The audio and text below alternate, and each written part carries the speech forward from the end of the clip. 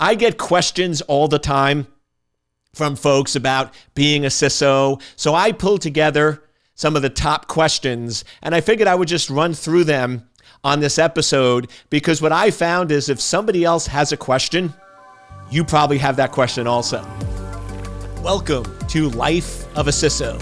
I'm Dr. Eric Cole, your host, and we'll be taking you on a journey each week on what it takes to be a CISO and what are solutions that you can implement today if you are currently a Chief Information Security Officer or if you want to be one in the future. This is Life of a CISO. Welcome to this week's episode of Life of a CISO with yours truly, Dr. Eric Cole, where we spend around 30 minutes looking at what it means to be a Chief Information Security Officer, tips and tricks that you need to know to be successful, and just things that I've learned over the years that I find that I wish I knew 20 years ago when I started becoming a CISO, because it would have made things a lot easier and a lot more straightforward. And one of the things I've learned in my career is always learn from people that have been where you want to be and have done what you want to do. So I hope you can learn and gain from my experience to be as successful as you want in your career. With this episode, what I'd like to do is go through a little Q&A. I get questions all the time from folks about being a CISO. So I pulled together some of the top questions and I figured I would just run through them on this episode, because what I found is if somebody else has a question, you probably have that question also. And if I don't answer your question on this episode, please email me at ecole, E-C-O-L-E, at secure-anchor.com, ecole at secure-anchor.com, and I'll definitely get to your question in an upcoming episode. So let's start with one of the more straightforward questions that I get is, what is a CISO? What is really a Chief Information Security Officer? Because it's one of those weird things. It's a title that many people want to have because it's a high-level title. It's a promotional title for many. And many companies say we need a CISO.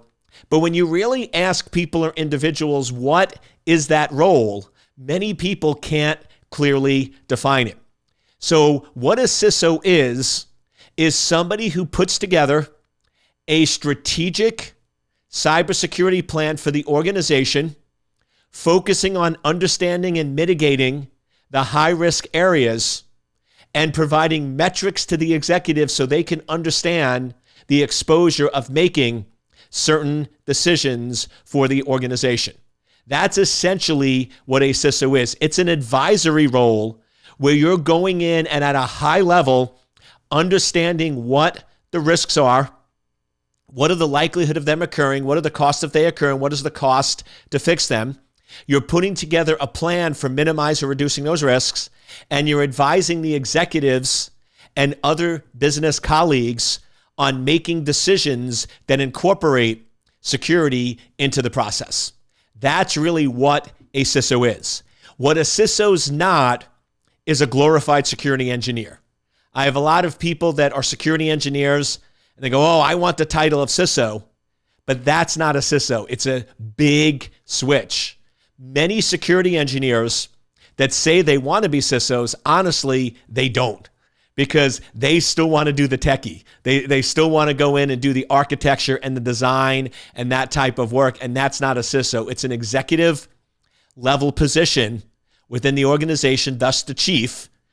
Typically, if you're a chief at most organizations, you're one of the top 5 or 6 people in the entire organization, and you are working closely with IT to balance functionality and security, because IT is really about functionality, uptime, availability, and security is all about minimizing and reducing risk.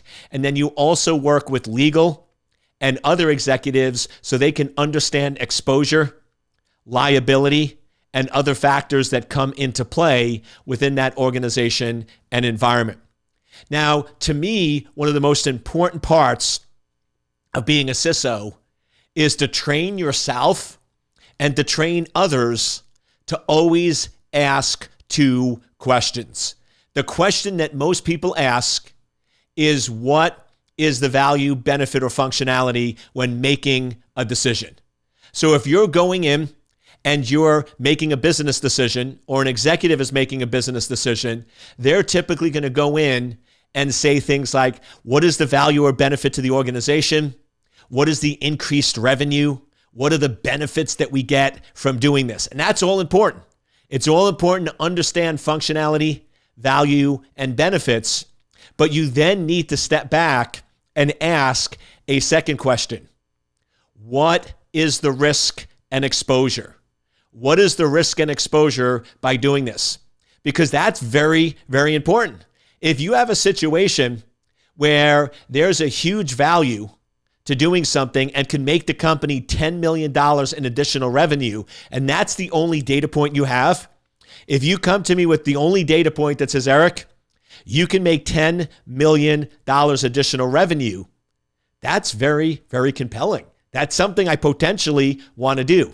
Here's the problem.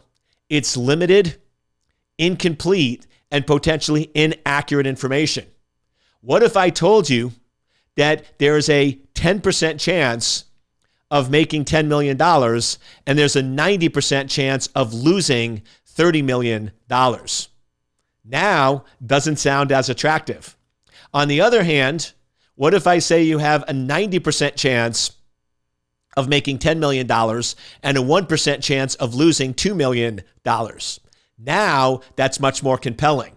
But the reason why organizations tend to make bad decisions, and when we look back at some of these, we're like, what were they thinking? And what they were thinking is only a functionality. Nobody trained them to ask that second question. So you always want to, as a CISO, in any situation or meeting, when somebody says, we want to do this, or we want to launch this new app, or we want to roll out this new system, say, great, what is the overall functionality and benefit we're getting from that? Then say, what are the risks and exposures? And then you ask that final question. And that final question is this: does the value and benefit outweigh the risk and exposure? And if you go in and do that analysis, you will be a very successful and well-respected Chief Information Security Officer. And what I find interesting is I've been very, very successful at being a CISO and helping organizations perform that service. And that's always been the methodology that I followed. I love reading. And last year, I started reading some books by Warren Buffett. Right? Warren Buffett, I think he's one of the 4 or 5 richest people in the world. I know a slacker. He's not even number 1 or number 2 anymore. Right? Come on, man. Right, get with it. But he's up there. I think he's still on the top 10 list. And I read many of his books, and what I realized is his investment strategy is exactly what I've been doing and teaching. The way Warren Buffett invests is he'll always look at the downside. So he says, what's the upside? What's the downside? And how can I minimize the downside? If there's an amazing opportunity, but the downside is too big, he won't invest. That's a reason why Warren Buffett doesn't invest in Bitcoins. Because with Bitcoins, you can make a ton of money, but the downside is you can lose everything. You could lose everything overnight. Therefore, the downside is too risky, and Warren Buffett won't invest. So I found it interesting because he uses the same strategy I use, which is look at the upside, but decisions are made on the downside. How do you minimize or reduce the downside in making those decisions? So I jokingly say that my approach to being a CISO is endorsed by Warren Buffett. Right? I don't know if he would agree with that, but that's sort of the general joke that I have there. So that's the premise you want to have as a CISO, is what's the value and benefit? What are the risks and exposures? And can we live with the risk and exposure? Or how do we minimize or reduce those risks and exposures? The next question I get is, what is the difference between a CISO and an ISO? CISO versus ISO. And the difference is the seniority within the organization. I have a lot of clients that care about security and they want somebody strategically in charge of it. But chief has a special meaning in companies, especially when you get into some nonprofits and publicly traded organizations. Having a chief in front of your title has special liability. There's sort of certain ownership type requirements sometimes. You could have liability that if the company is negligent, you could potentially be sued because you're one of the top executives. So for many reasons, either you or the company might not want to give you that chief position, but they still want you to be able to be strategic. So that's where an ISO comes in, an information security officer, which is typically more like a director or maybe a VP position in charge of security, but they don't want to have that chief level responsibility or push that liability onto you. So they're really similar positions. It's just where are you in the organization? A chief is at the very, very, very, very top, as with an ISO will typically report to a chief risk officer or another chief, and therefore they're not directly in the board meetings and they're not directly in the executive meetings, but they're still guiding the overall strategy for an organization. And for many folks, that's a better position because many folks say, I want to be a chief information security officer, but they don't realize the liability that could put on you and your family. So they're similar positions. It's just how high up in that organizational tier do you reside? I also get the question a lot is what is the difference between a CIO and a CISO? A CIO is a chief information officer that's responsible for IT infrastructure and is a very, very, very mature position. It's been around for a while. Almost every organization has a CIO, and CIOs are measured on a simple metric that's typically 5 nines. 99.999% uptime availability. So on the one hand, you could say a CIO's role is very well understood and very straightforward. If they deliver 99.999% uptime availability, they are successful. They get bonus, they stay on. If they don't, they normally are not a very successful CIO. A CISO is a chief information security officer that's really focused more on risk and protecting critical data and critical information. Less mature than a CIO, a much newer position, and the 5 nines are still being discovered. And watch my previous episode in which I cover this in detail, but essentially, while not perfect, my recommendation is attempted attacks. How many times is somebody trying to break into the organization and not successful? Because that's a key metric. You want the executives to know how good a job you're doing and how often you're being attacked. When we go in and we look at a CISO, to me, it's a more comprehensive job than a CIO. What's interesting is if you go back 5 or 10 years ago, chief information security officers and security officers were buried under IT. So normally security reported to CIO and then CIO reported to the executives. Now, because it's technically, let's face the reality, a conflict of interest. There are situations where uptime availability could create potential risks for the organization, and those should be decided by a CEO, not the CIO. If security is under IT, they're going to primarily make decisions on uptime availability and sometimes take unnecessary risks to the organization. A great example of this is what happened with the Target breach. If we go back, I think it's now 5+ years, when the Target breach happened, what many people don't realize is in October, security went to the CIO and said, we have some pretty big risks. We have some pretty big exposures here. Systems are unpatched. They're not being addressed correctly. And the CIO said, I know, but we are not doing great with uptime availability, and patching and updating and changing operating systems often has unpredictable outages. And if we have additional outages, we will miss our metric for the year, and I won't get bonused, and I might not be able to keep my job. So famous last words. Let's wait until January when the metric gets reset. What could possibly go wrong in 3 months? Right? It's only 3 months. We can wait. Of course, we know what happened. 2 months later, at the end of November, attackers exploited all those vulnerabilities, caused major compromise, and that CIO lost their job very, very quickly. So that's an example of that inherent conflict. Because the CIO was bonused and their job depended on uptime availability, they made a poor decision for the organization.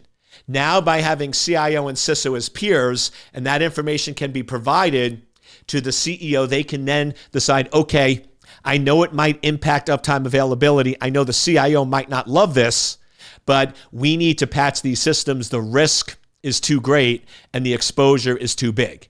So now we're starting to see in the last 12 to 18 months, organizations recognizing this and started creating these equal peers of CIO and CISO.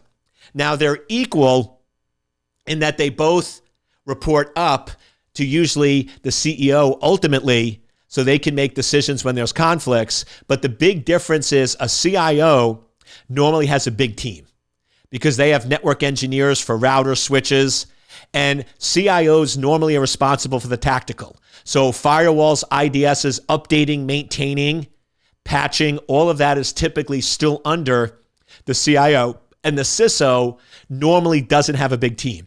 There often may be one or two people. They might have a program manager and maybe an engineer to help with stuff, but really their strategy and most of the technical work is being done by the IT team. Now, that's not 100%. I know some companies have really big security teams, but most companies are realizing that let all of the engineering fall under IT and all of the strategy and risk fall under the CISO. Now, what I find interesting is the evolution. This is another question I get. What is the evolution of the CISO role? Where do you see the CISO going over the next 3 to 5 years? And I give a few answers. One is, if we really step back and look at it, a CIO is really focused on availability. Uptime is availability, making sure the systems are available when and where we need it. So the CIO is really focused on a single silo of availability and making sure that's met. If we really look at what is security, security is really 3 silos: confidentiality, integrity, and availability. Confidentiality is making sure information is protected, prevent, detect, deter the unauthorized disclosure of information. Integrity is making sure information is accurate, prevent, detect, deter the unauthorized alteration of information. And availability is making sure that systems are available when and where they need it, prevent, detect, deter the unauthorized denial of access or destruction of information. So if you really look at a CISO's role, availability is a subset of security. And I know CIOs don't like giving up control, or they view it as a demotion, but in my view, the future, you will have a CISO at an organization that sits at the board table, and they will have a CIO that does availability. They might have another chief that focuses on integrity and another one that focuses on confidentiality. Or in my mind, you could put confidentiality and integrity together and do a chief data officer. So you'd have a chief data officer and a chief information officer reporting to your chief information security officer that ultimately reports to the executive team. So once again, we'll see how long that takes to happen. I find with my technology predictions, I'm almost always right. It's just I'm sometimes off on the timing. So I'm sometimes a little aggressive. Things that I think take 1 or 2 years are going to take 6 or 7 years. For example, 7 years ago, I predicted ransomware would be a major impact. In 2 years, it took 5 years. So sometimes the timing's a little off, but usually I've been doing this for 30 years. The track and the vision that I have usually comes to play. It's just how long and what is that overall impact. The other big change that I see in the short term is CISOs really becoming more a V-CISO, a virtual chief information security officer that's almost a contract position that's not full-time. Because yes, in 3, 5, 7 years, when CIO and your chief data officer report to your chief information security officer, then you would need a full-time executive. But that's going to take many, many years. And right now, organizations are struggling, especially everything that's happened with the epidemic, where they forgot about security for several months and now they're really concerned. And what I hear from executives is we need somebody who's really good in this area, that knows the technology, but maybe gives us 5 or 10 hours a week because it's not a full-time position. Somebody that puts together strategy and oversees metrics isn't necessarily full-time, and they don't have anybody reporting to them because we're either going to use third-party vendors at cloud providers or managed security providers or IT staff to actually do most of the work. So over the next 1 to 3 years, I see a lot of organizations moving to more of this V-CISO type role where it's somebody that provides some services to the organization, depending on the size, anywhere from a couple of hours up to 10 hours a week. They're on a retainer basis, and they're overseeing the strategy for security for that organization. So that to me is sort of that shorter term change, which means if you've ever wanted to be in business for yourself or have multiple clients, now is the perfect time to look at that potential transition because there's a big need out there. The next question is, what is the best advice I give to a CISO? What is if I could give just one piece of advice, what would it be? And it would be constant learning. Reading. You should be reading business books. You should be reading productivity books.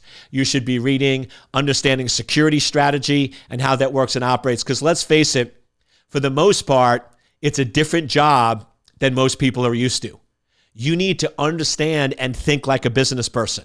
You need to realize that there are some cases where you might accept significant security risk in order to grow the company.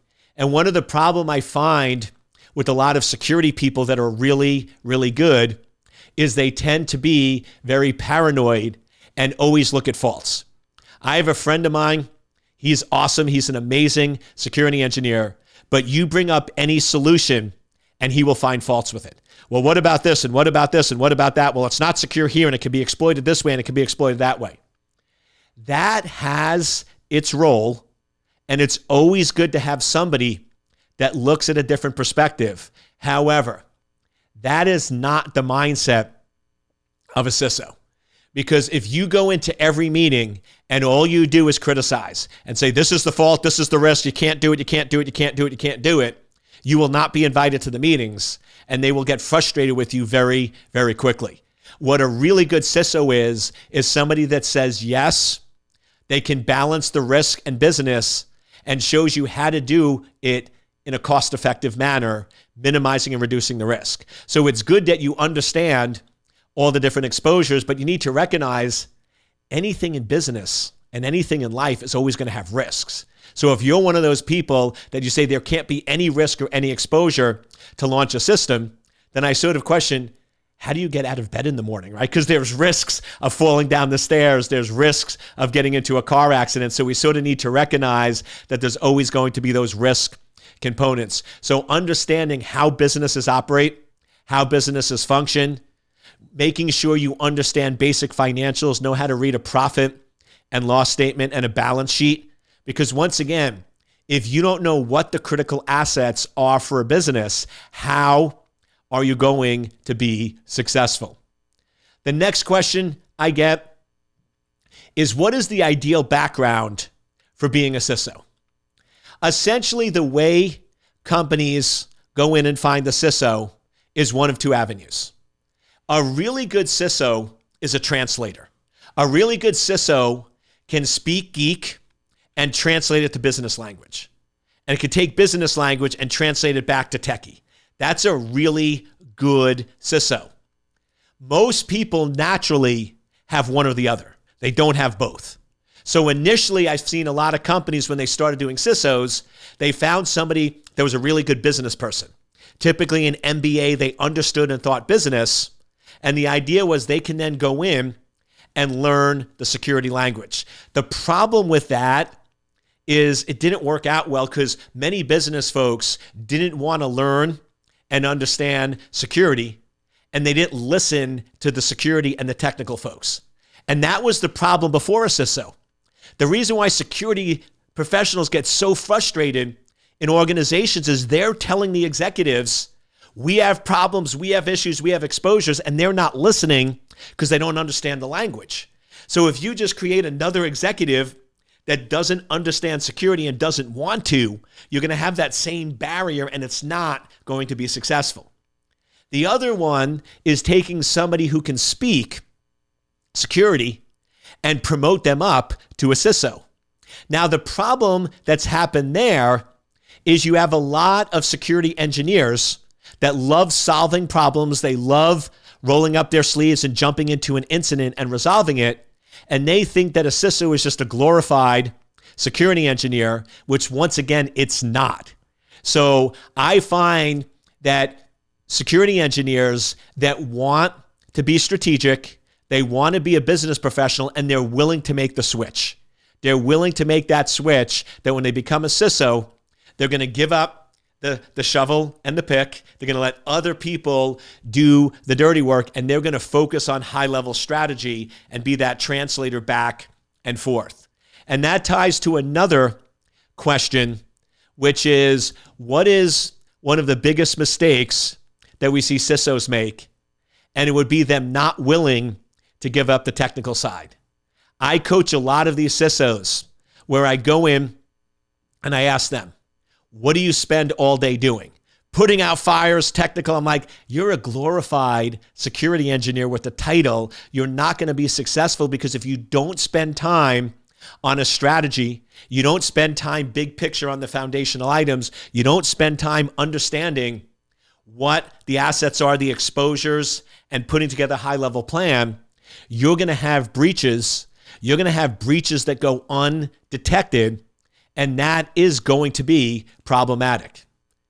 Not always, that there's many reasons for it, but I would say most of the time when I see an organization has a breach and it's not handled well, or they have a breach that went undetected for 3 years and they have a CISO, it normally means that you either have a CISO that's a business person that never took the time to understand the security language, or you have a glorified security engineer. Because if you have somebody that really is doing that translation, that really understands the security language and translates it to business risk, and then can take the business risk and translate it back to security language, those folks are very successful chief information security officers. And those are the companies you don't hear about in the news, not because they're not having breaches. All good companies have breaches. It's because they're going in and doing timely detection.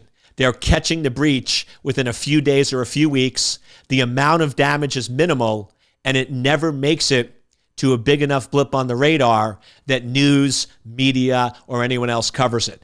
Every good organization is having compromises. The question is, how quick are you detecting those breaches?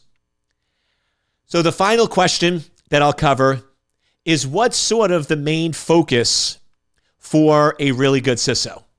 And to me, it goes back to one of the phrases I created a long time ago, which is prevention is ideal, but detection is a must. The reason why many companies have breaches that are significant for multiple years is not because they're not investing in security, but they're almost solely focused on prevention. Prevention, prevention, prevention. We're going to stop all attacks. We're never going to have attack. We're never going to have a breach. Here's the problem with prevention. Prevention can only block things that are 100% bad 100% of the time. Preventive technologies are going to have a zero or very low false positive, which means they're going to have a very high false negative. They're going to miss a lot of attacks. If you have attacks that are 70% of the time bad, but 30% of the time good, a preventive technology cannot block it. And if all your energy is on prevention and that's not blocked, the attack gets in, it's successful, it causes compromise, and because you have no detection, you miss that attack for a very long period. A good CISO recognizes that breaches are going to happen, but focuses on timely detection and controlling the damage. Good CISOs put a lot of time, energy, and effort into detection, because that's how you survive. CISOs that switch jobs every 6 to 9 months, essentially whenever there's a breach, they get fired, are the ones that gave the false premise that 100% security exists, and as soon as a breach happens, they're let go. On the other hand, CISOs that are at companies for 3, 4, or 5 years are ones that set the parameters straight, saying our metric is not no compromise, it's attempted attacks. It will happen, but we will minimize and control those breaches by timely, focused detection and minimizing the overall damage. What I always joke when I work with CISOs that are really good is I always say, may all your breaches be minor. May all your breaches be small. May all of your breaches have a low impact to the organization. So if you're interested or you're currently a CISO, my recommendation is strategy. And depending on which side you came from, either fill in the weakness with reading and learning or find a deputy that complements that gap. So what I see works really well in organizations is if you have a CISO that came from the technical security side and they want to make that switch, is they have an advisor that has an MBA that sees the business standpoint as their deputy, and that provides a really nice balance. So it's important to understand and recognize where your weaknesses are and fill them in. And then my final thought is really good CISOs always think like Warren Buffett. They're always asking multiple questions. What is the value and benefit? What is the risk and exposure? And what can we do to minimize the risk and exposure to our organization? I hope you enjoyed this week's episode of Life of a CISO. I'd love to hear from you. I'd love to get questions. I'd love to get your feedback, so you can post it right to this video. I do monitor all comments and I do reply directly to those comments, or you can email me directly at ecole@secure-anchor.com. And until next time, may all your breaches be minor.